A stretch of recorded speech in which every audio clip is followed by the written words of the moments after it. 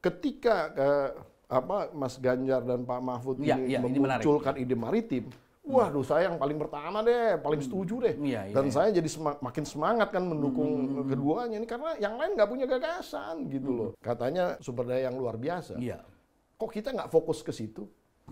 Dan Mas Ganjar menekankan bahwa pertahanan itu harus di situ. Hanya ada satu pasangan capres-cawapres yang bicara maritim, yaitu Ganjar Mahfud. Makanya kalau orang nggak ngerti tentang maritim, jadi agak ngapain maritim gitu.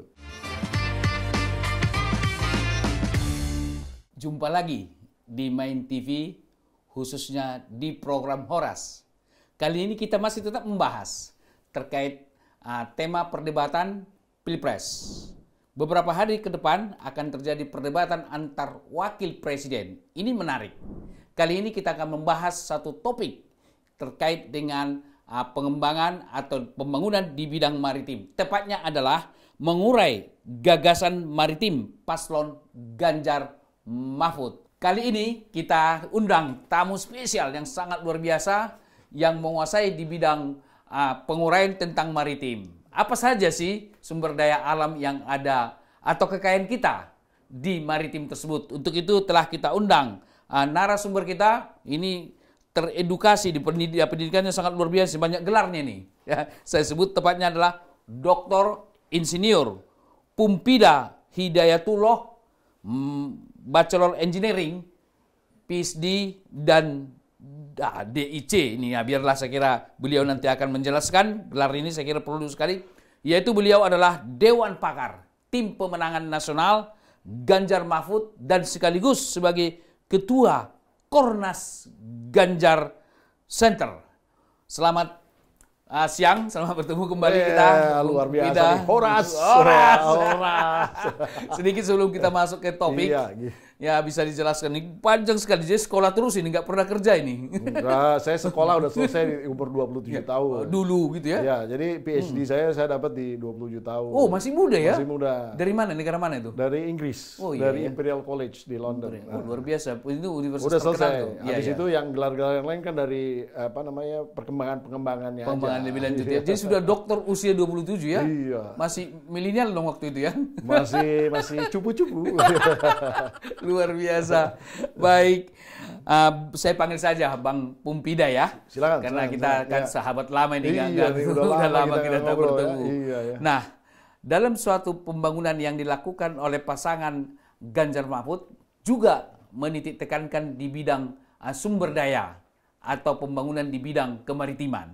Ya. Mungkin Bang Pumpida bisa menguraikan lebih lanjut kepada penonton Main TV khususnya program Horas. Silakan. Iya kan, visinya jelas, clear ya, bahwa gerak cepat mewujudkan negara maritim yang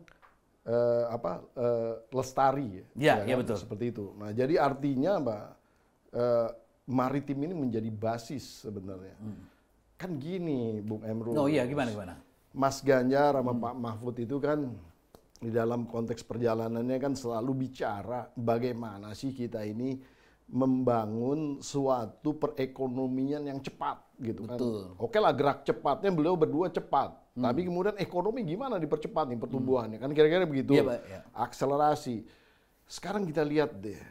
Kita apakah masih punya data yang belum dieksplorasi kalau di darat. Semua sudah kan? Sudah. Artinya sumber daya alam kita di darat ini sudah teridentifikasi ya.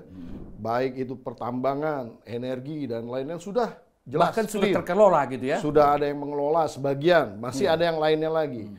Di dalam konteks perjalanan ternyata apa-apa yang ada di darat ini kemudian kan hanya, mohon maaf nih, menghasilkan pertumbuhan ekonomi kan ya 5%-an. Iya. Kita padahal zaman dulu bisa menikmati 7%-an. 7%. Ya. Nah, artinya apa? Ketika kita ingin serius membangun satu basis perekonomian baru dengan percepatan tadi, itu harus ada dong sumber lain. Sumber gitu. baru. Sumber baru. Kita kemana lagi? Ke angkasa? Belum mampu lah kita. Ya.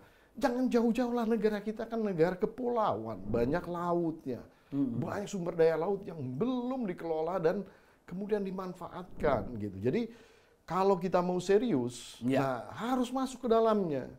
Nah, tinggal pertanyaannya apa sih kira-kira kan potensi laut itu seperti apa? Kan kira-kira begitu kan? Nah, mungkin bisa dilanjutkan, potensi-potensi apa sih miris ekonomi kita di... Miris nggak sih kita nih negara dari hampir 280 juta penduduk gitu ya.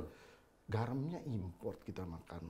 Salah satu ya sebenarnya. Iya, miris sekali kita. Kita bicara garam aja lah. Menyedihkan gitu ya. Padahal yang namanya garis pantai gitu tuh panjang di dunia. Ngeri nggak tuh? Terpanjang di dunia. Jadi istilahnya ngeri kali. Ngeri kali. Gitu. Artinya kalau garis pantai yang panjang harusnya produksi garam kan bisa di mana-mana. Tapi kan karena mindset nih kan selalu kita tuh dalam tanda petik dikibul-kibulin gitu kan sama pihak-pihak yang mau menarik keuntungan yang untungnya akhirnya yang untung asing gitu. Jadi impor. Dan kan gitu. Pelaksana impor dapat juga kali untungnya kan? Nah, kira-kira kan sebenarnya gitu. Jadi kalau pakai logika simpel aja, masa sih kita nggak bisa produksi garam? Itu aja dulu deh. Pasti bisa lah jawabannya kan. Tinggal kita bagaimana mengelolanya. Ini kan masalah political will yang kemudian harus dijabarkan di dalam konteks struktur perdagangan tentunya nanti ke depan dan industrinya juga. Itu baru bicara garam, Bung Emrus. Baik, sebelum kita lanjutkan, menurut Abang, apakah memang pemerintahan yang berlalu ini tidak ada political will-nya? Ya, menurut saya kan kemarin sebenarnya sudah ada ya beberapa kali penjajakan di dalam konteks istilahnya budidaya garam lah ya. Budidaya garam. Nah, saya nggak tahu namanya membuat garam itu namanya apa, tapi kita anggap aja istilahnya budidaya garam ya. Nah, effort itu sudah jalan, tapi kenapa selalu pendekatannya itu hanya dalam basis-basis pilot project, basis-basis ya penelitian. Harusnya kan kita buat satu basis-basis yang benar-benar kemudian setelah penelitian tuh harus di skalanya dong. Betul, gitu ada sustainable-nya gitu ya, sampai pada produksi. Tools kita banyak sekarang. Kita punya BUMN yang kemudian punya istilahnya sumber daya finansial yang cukup. Saya yakin sekali investasi di dunia garam ini tidak terlalu banyak gitu ya. Tapi bertahap demi bertahap kita bisa langsung sapu tuh, dan langsung banyak gitu kita bisa buat. Nah, dan ini bisa melibatkan banyak orang. Karena suka nggak suka yang menambak garam itu ya pasti ya istilahnya orang-orang tinggal di pesisir lah. Dan itu pasti nelayan. Jadi artinya bisa nelayan, nelayan selain dia bisa nangkap ikan, dia bisa punya income dari situ juga gitu. Nah, artinya ini kalau ditata dengan baik, baru bicara garam aja udah luar biasa. Masuk ke satu lagi nih. Nah, sebelum masuk berarti bahwa produksi garam ini menyerap tenaga kerja kelas boleh dikatakan nelayan atau orang yang tinggal di pinggiran. Yang boleh dikatakan ekonominya belum pada kelas menengah gitu ya. Betul. Karena kan kita selalu didengar cerita bahwa dalam konteks kehidupan nelayan itu selalu yang paling menyedihkan betul. Nah, ini harusnya diberikan satu basis nilai tambah tersendiri di situ. Jadi kira-kira di situlah konsepnya bisa mereka sejahtera ya. Jadi ketika Mas Ganjar dan Pak Mahfud ini memunculkan ide maritim, waduh saya yang paling pertama deh, paling setuju deh. Dan saya jadi makin semangat kan mendukung keduanya ini karena yang lain nggak punya gagasan gitu loh. Karena kalau kita bicara ngawang-ngawang, udah nggak ini karena ini adalah era di mana kita sudah tidak boleh wasting time lagi gitu. Benar-benar harus tas gitu, harus gerak cepat tadi. Dan ada gerak cepatnya di situ dimasukin di visi misi luar biasa ini. Artinya kita dalam kepemimpinan Ganjar nanti jadi presiden gitu kan, maka kita akan menjadi negara maju, negara unggul, tapi ada sumber dana baru. Berbeda dengan katakanlah ada program yang mengatakan makan gratis, minum susu gratis, tapi dananya dari aspek kesehatan. Jadi hanya tinggal memindahkan begitu. Kalau ini kan dana baru. Ya istilahnya kalau drive-nya di dalam konteks konsumsi ini dipaksakan, itu juga nanti akan menimbulkan kalau dalam analisa saya secara sistem itu nggak mungkin sebenarnya. Karena suatu saat pasti akan ada kejenuhan. Siapa yang mengatur menunya makan siang gratisnya itu ya? Siapa? Ayo, apakah dari negara langsung mengatur? Atau mereka akhirnya cuman menentukan bahwa oke, terserah bawah-bawah bagaimana cara menyajikan makanannya misalnya. Itu juga tidak gampang loh. Memerintahkan sampai ke level bawah itu dari Sabang sampai Merauke pula. Betul. Belum nih supply-nya gimana dan lain-lain. Artinya begini. Kalau kemudian makan siang gratis ini mau diimplementasikan secara nasional seperti itu, kita coba deh Pak Emrus dikasih makan kira-kira oke lah. Dalam 1 minggu misalnya dikasih tiga menu lah. 3 menu. Seminggu itu masih oke. 2 minggu kira-kira udah bosen loh. Udah mulai. Iya. Gimana kita bisa membuat kemudian diversifikasi menu tadi? Artinya lebih tepat dikelola keluarga masing-masing saja kan gitu ya? Sudahlah. Lebih baik dikasih mentahnya aja ke masyarakat atau itu. Dikasih pancing gitu ya? Iya. Dan ketika dikasih mentahnya, ini kan ekonomi malah secara trickle down kan orang beli barang ini, barang itu, beli makanan ini, makanan itu, beli kemudian cara masaknya misalnya yang tadi bakar, digoreng atau dimana, kan terjadi perputaran ekonomi tersendiri gitu sebenarnya. Kenapa jadi harus diseragamkan? Saya juga nggak ngerti itu. Itu ide-ide yang menurut memaksakan menyeragamkan makanan. Dalam bahasa Inggrisnya itu ada istilahnya ridiculous.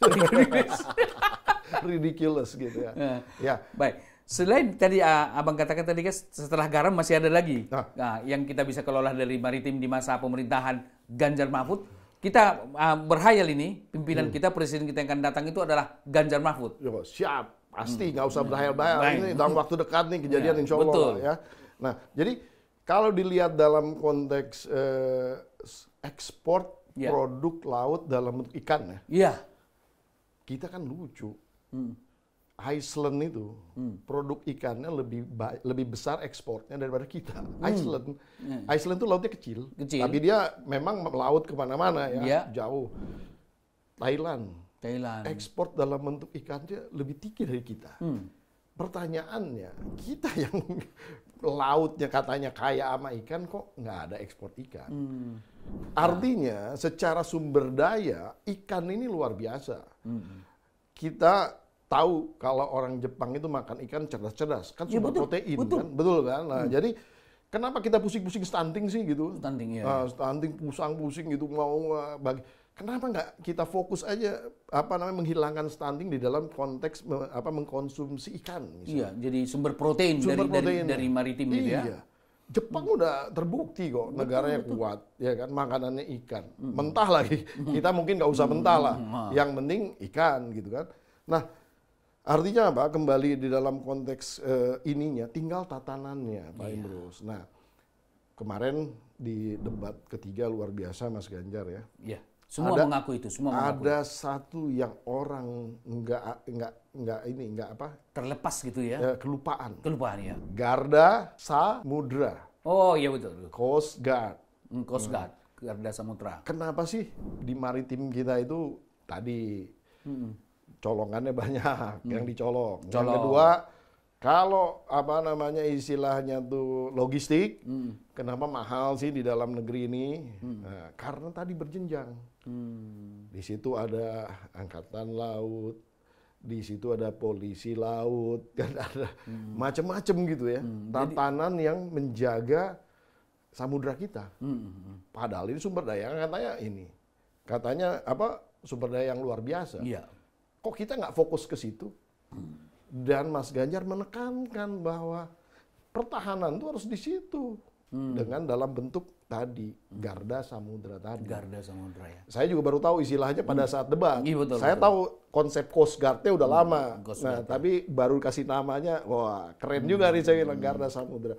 Itu akan langsung lembaganya di bawah kendali presiden langsung. Nanti ya. Wah, ya kan. Jadi nanti tatanan di dalam konteks laut ini, mau rescue, mau kemudian urusan yang ngejar-ngejar yang maling-maling ikan itu, mau pertahanannya, di situ semua. Artinya melibatkan seluruh kekuatan bangsa. Jadi infrastruktur di dalam konteks menjaganya udah ada. Iya. Kan kita tahu ya. Mohon maaf nih, saya tidak prejudis dan juga tidak mau menyalahkan. Iya. Tapi kan kalau angkatannya kebanyakan, setorannya juga banyak ya. Ya betul kan? Oh iya dong, logikanya gitu kan? Iya, sehingga orang logistiknya jadi mahal. Sehingga orang ya di dalam negeri kok logistiknya jadi lebih mahal ya karena cost produksi otomatis jadi tinggi. Urusan sana urusan sininya kan gitu kan. Jadi cost produksi jadi mahal kan?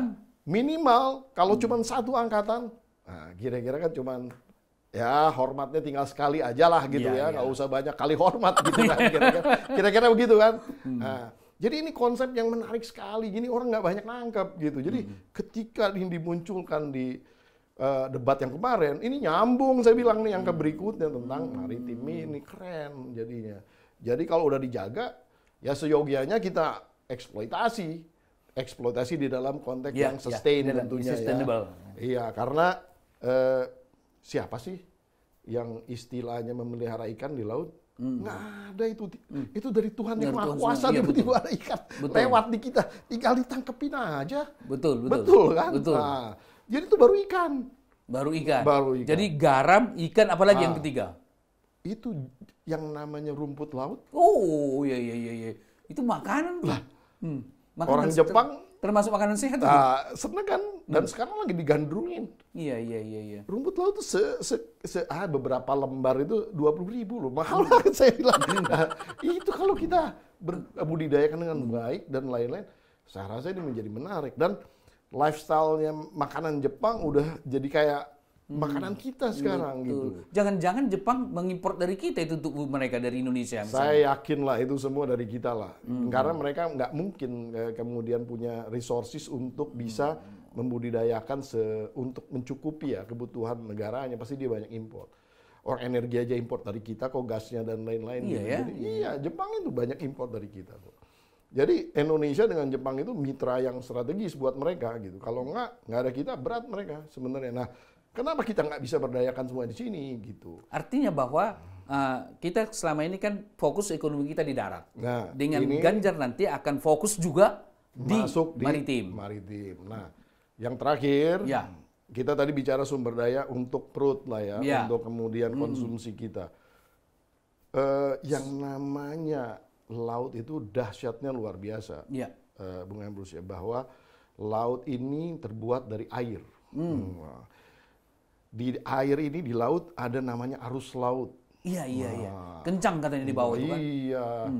Arus laut ini bisa buat turbin. Iya. Bisa jadi untuk ketahanan energi kita. Kemudian di lautan itu kita kan selalu dibilang bahwa yang namanya angin di Indonesia itu adalah angin-anginan, kan gitu ya. Padahal sebenarnya kalau di laut, coba melaut, anginnya kayak gimana? Kencang sekali itu. Lo zaman dulu Pinisi Nusantara pakai apa? Oh iya betul. Artinya tenaga angin dia bisa berlayar. Di laut, kenapa di laut itu anginnya kencang? Karena tidak ada friksi dari sesuatu yang solid. Saya kebetulan orang aeronautik, jadi saya orang aerodinamika. Kalau gitu silakanlah. Jadi saya paham sekali ya. Ini orang yang tepat ini berarti. Jadi di laut itu flow angin itu laminar namanya, bukan turbulen. Jadi dia mengarah ke dalam konteks satu line yang khusus gitu. Sehingga ketika dia mau kita pakai yang namanya turbin angin, itu bisa bergerak. Berarti dengan demikian di laut itu ada dua penggerak turbin kita, di dasar laut, satu di dalam, sama satu di atas di laut. offshore-nya. Artinya udara. Betul. Bisa menggerakkan. Belum lagi, satu lagi. Apa itu lagi? Kita kemarin baru nyaksikan. Apa itu? Pak Jokowi meresmikan itu pembangkit listrik tenaga surya. Iya. Yang besar sekali. Itu di mana? Di lautan kan. Kita bisa perbanyak itu. Jadi kalau kita Indonesia ini dahsyat sekali, dan kita karena di Katulistiwa basis mataharinya ini udah setengah hari terus-terusan seumur hidup kita gitu. Kalau di negara subtropis kan pindah-pindah tuh antara musim dingin dan musim panas. Kalau di kita kan terus-terusan setengah hari, satu hari penuh, malamnya memang tidak memproduksi, tapi kan kita bisa store di baterai ya, sehingga bisa disupply juga. Artinya untuk ketahanan energi ini luar biasa. Luar biasa. Ini saya menghayal nih setelah 3 faktor tadi, yaitu pemutaran turbin di laut, turbin di udara, dan tenaga matahari. Betul. Energi listrik bisa murah atau bisa gratis gitu ya. Bisa surplus. Iya, luar biasa ya. Iya. Kenapa kok ada satu lagi? Iya, apa lagi tuh? Ada satu lagi. Air itu menghasilkan apa? Kalau kita mau cerdas dari renewable energy ini, energi terbarukan ini, kita bisa memproduksi dengan yang namanya hidrolisa. Hidrolisa itu memisahkan antara atom hidrogen dengan si oksigen dari air. Jadi kita bisa punya hidrogen, kita punya oksigen. Hidrogen itu adalah bahan bakar masa depan. Jadi pabrik-pabrik besar di seluruh dunia, kita nggak bicara cuma di Jepang, di Eropa, di seluruh dunia sekarang udah ngiblatnya ke hidrogen. Dia udah nggak ngelirik baterai. Kenapa nggak ngelirik baterai? Karena baterai itu pertama, litium itu tidak akan cukup untuk menjadi basis penggerak otomotif di seluruh dunia. Nggak akan cukup litiumnya ya kita bicara ya. Terus yang kedua, waste-nya. Jadi setelah pembuangan si baterai ini mau dikemana ini jadi sampah persoalan juga. Nah, kalau hidrogen itu bisa pendekatannya ada dua. Satu dengan fuel cell, satu dengan yang namanya combustion. Fuel cell ini dia menjadi anodanya. Jadi sistemnya dibuat jadi anoda katoda gitu. Kemudian dia bisa menggerakkan si motor dan kemudian dilepas juga tidak menghasilkan gas rumah kaca gitu kan. Nah, kalau dikombas, dibakar, hidrogen dibakar jadi uap air juga. Jadi sangat-sangat bersih. Dan powernya pembakaran hidrogen itu kira-kira lah ya, kalau bensin itu sekitar 3 kali 4 kali lipat daya ledaknya. Sehingga ya untuk menggerakkan pistonnya itu lebih kuat. Jadi torsinya kalau kita mau pakai hidrogen itu lebih gede. Bang, tadi saya melihat tadi ada 4 poin jadinya kan, termasuk hidrogen. Nah, masing-masing poin ini, 4 poin ini bisa nggak dikonversi ke dalam penghasilan atau meningkatkan APBN kita? Kita mulai dari misalnya katakanlah pembangunan turbin di atas laut, baru kemudian udara, mau matahari, mau hidrogen tadi. Bisa, karena bagaimanapun masyarakat pengen tahu, memang ini sumber daya di maritim kita. Bagaimana sumbangannya kalau ini dikelola untuk meningkatkan APBN kita? Ya. Jadi yang pertama harus dilakukan tentu adalah investasi langsung dulu ya. Di dalam titik-titik tadi. Kita bangun misalnya solar panel, terus kemudian offshore wind power, kemudian juga arus laut ya, turbin arus laut, terus kemudian juga hidrogennya dibangun dengan menggunakan si renewable energy ini, ya kan? Nah ini ketika sudah jalan sebagian, ini kan udah bisa menghasilkan, ya kan, listrik dan lain-lain untuk cukup dulu lah. Next apa? Buat industri turunannya. Jangan hilirisasi itu, bicara hilirisasi itu nurunin urusan sawit, nurunin urusan batu bara, nurunin urusan tambang lagi dan lain-lain. Itu oke, bukannya kita nggak kerjakan, itu pasti kita kerjakan. Tapi nilai tambahnya di mana? Harus ada yang lain-lain ini gitu loh. Dan tidak begitu menyumbangkan besar loh. Justru yang Abang katakan 4 poin itu sudah pertumbuhan ekonomi luar biasa itu. Bung Emrus, ini ketika dijadikan industri yang jadi besar, ya, ini kan berarti bisa memasok lagi kan yang namanya turbin angin, turbin air, turbin arus laut, emang nggak perlu maintenance.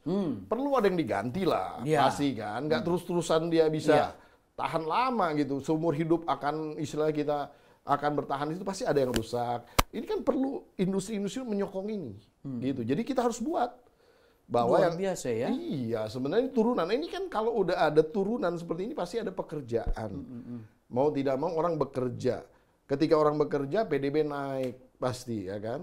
Karena dia bayar pajak, dia juga bisa belanja dan lain-lain gitu kan.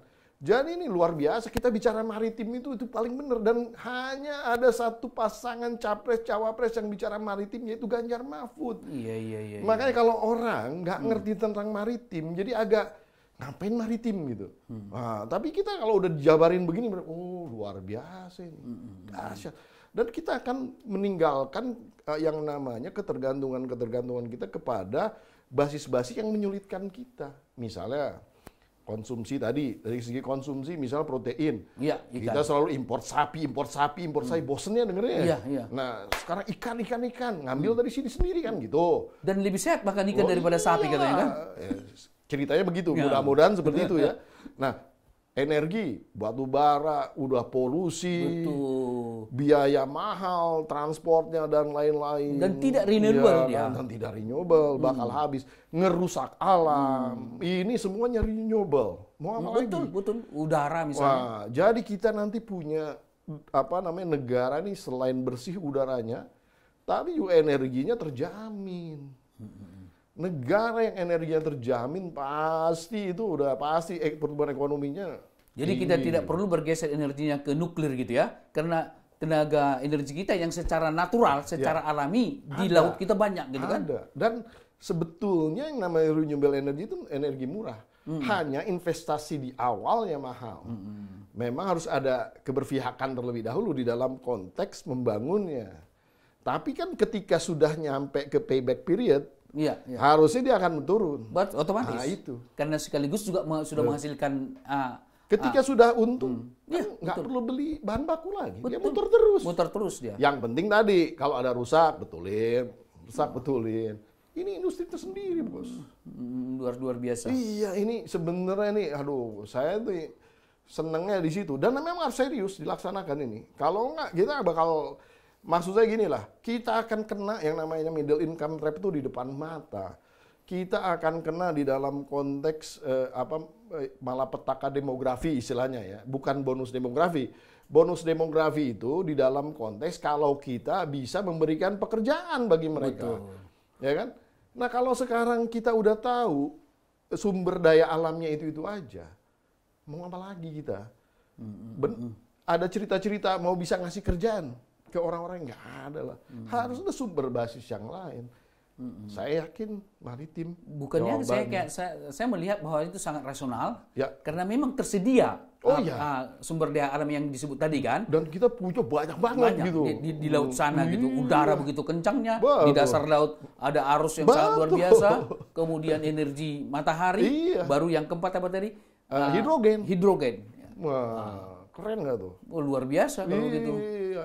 Inilah yang menurut saya kita tuh nggak usah pusing-pusing. Pilih aja nomor 3, pasti kejadian. Nomor 3 kita. Nomor 3. Abang sebagai Dewan Pakar di tim tentu sudah memberikan masukan ini kepada Ganjar dan Mahfud begitu ya. Nah, sejauh mana keyakinan Abang bahwa ini akan bisa kita wujudkan dan dalam rangka meningkatkan kesejahteraan rakyat? Pasti kan orang bertanya, ketika kita punya mimpi sebesar itu tuh duitnya awal dari mana? Iya. Kan gitu. Iya, itu. Nah, ini yang harusnya difikirkan oleh semua orang. Dan ini tidak ada juga di capres-capres lain gitu loh. Hanya ada di Ganjar Mahfud.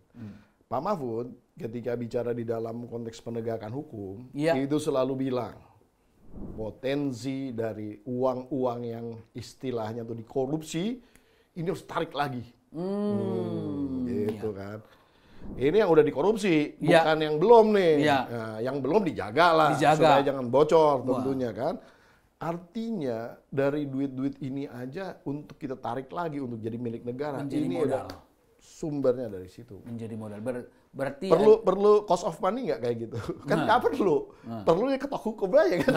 Artinya itu dana murah, Bos. Betul. Kan sudah ada. Artinya tinggal narik daripada nggak perlu minjem, daripada koruptor itu kan. Iya kan? Penjarakan aja gitu kan. Nggak ada cost of money ya tadi yang saya bilang. Maka sangat wajar saya pikir bahwa logikanya Ganjar mengatakan tabrak gitu ya. KKN habisin. Gitu kan. Itu menyengsarakan rakyat soalnya. Itu juga saya sepaham. Jadi artinya ada 2 sumber dana kita dalam konteks itu, yaitu adalah menarik apa yang mereka korupsi dan juga menjaga supaya tidak terjadi. Jadi ada 2 sumber, kalau itu disatukan bisa membiayai proyek yang ada di maritim tersebut. Ya kita kan bukan tiba-tiba jadi Bandung Bondowoso kan, cak langsung semalam jadi semuanya, enggak. Harus dibuat satu master plan di mana dalam kurun waktu 5 tahun kita bisa sampai di mana. Harus direncanakan. Artinya secara rasionalitas itu ya, sumber dana itu ada seperti dari menghentikan korupsi. Baru sumber daya alam kita ada 4 poin gitu kan, yang sangat luar biasa. Makanya saya ketika dulu diskusi sama Mas Ganjar, saya jarang diskusi sama Pak Mahfud ya, tapi dengan Mas Ganjar cukup sering. Itu saya sampaikan bahwa rezim kita ini terlalu sering didominasi politiknya tuh di dalam konteks sumber daya alam yang di darat, terutama tambang sekarang ini. Dulu migas, sekarang agak bergeser ke tambang. Nah, ini harus diubah. Makanya redefinisi, gitu, reposisi itu adalah bahasa-bahasanya Mas Ganjar kan. Karena memang harus. Karena kalau enggak, bos, ini udah nggak ada waktu lagi. Kalau nggak kita masuk middle income trap, ya kita jadi negara biasa-biasa saja, nggak akan pernah bisa jadi negara maju. Baik, Bu. Bang Pumpida, kita sudah di penghujung diskusi kita. Udah? Tak terasa ini. Waduh, luar biasa. Nah, padahal masih ada lagi. Nggak bercanda, nanti kita undang lagi. Nah, jadi artinya bahwa bisakah dikemukakan kepada pemirsa kita, Main TV khusus program Horas, kira-kira 4 poin tadi, sumber daya. Kalau misalnya yang konvensional ya, ikan, garam sudahlah, sudah semua kita tahu. Tetapi yang abang katakan ada 4 poin yang luar biasa. Yang 3 aja, nggak usah 4, 3 aja. Iya, 3 saja. Kita rumusnya jadi 3 yang 3 aja ya. Iya. Yang 1 disatukan gitu jadi 3 ya.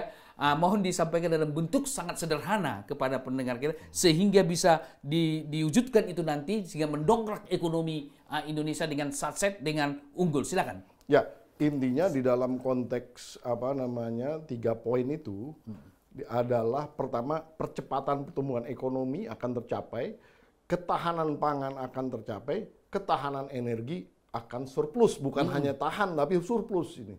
Jadi nyari-nyari apa lagi? Yang penting 3 poin ini. Ikat 3 ya. Gitu aja. Cukup lah. Sementara energi itu ada di laut semua kan? Iya, di laut semua. Yang renewable gitu ya? Iya, yang renewable semua. Tidak harus mengelola apalagi yang sudah tambang batu bara yang merusak lingkungan gitu ya. Pokoknya kita 3. Tapi pertanyaan terakhir saya kalau begitu.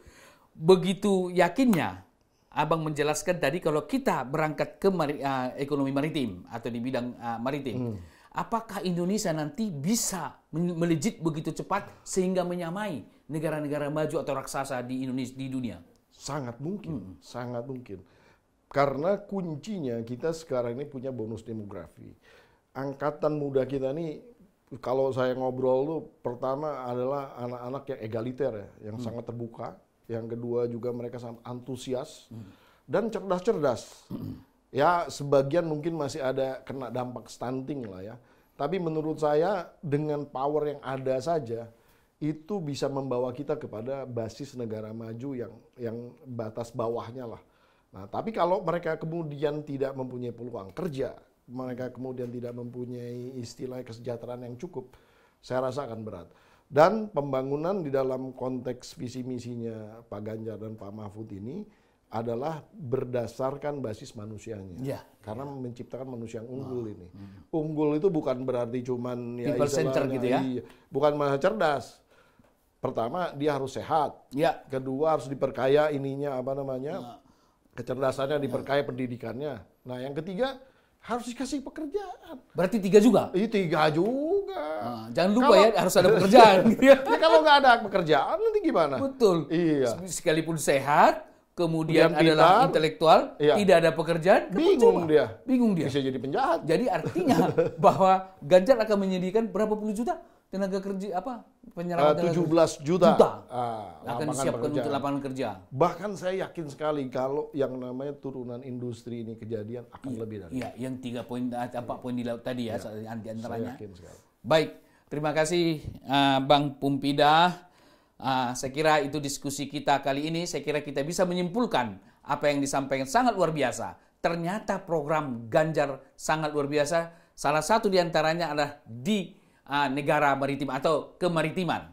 Pengembangan sumber daya kemaritiman akan menjadi sumber APBN kita yang sangat luar biasa. Oleh karena itu kita juga lihat bagaimana tim pakar yang menguasai sebagaimana kita wawancarai hari ini. Saya kira Ganjar Mahfud telah di-backup oleh tim pakar sesuai dengan menjadi programnya. Jadi mudah-mudahan Pak Pumpida nanti kalau nanti Ganjar jadi menang, jadi menteri yang bisa menangani 4 energi di laut tadi kan, begitu kan sangat dikuasai tadi. Saya kira pemirsa Main TV, kali ini kita telah mendapat pencerahan dari seorang pakar yang sangat luar biasa. Seorang sumber daya manusia yang handal. Kenapa saya mengatakan begitu? Saya sedikit agak termotivasi. Usia 27 tahun sudah doktor dari luar negeri, dari Inggris tepatnya. Beliau adalah sangat kompeten di bidangnya. Oleh karena itu, maka kami mengharapkan bahwa pemirsa Main TV tetap mengikuti program Horas ini. Terima kasih.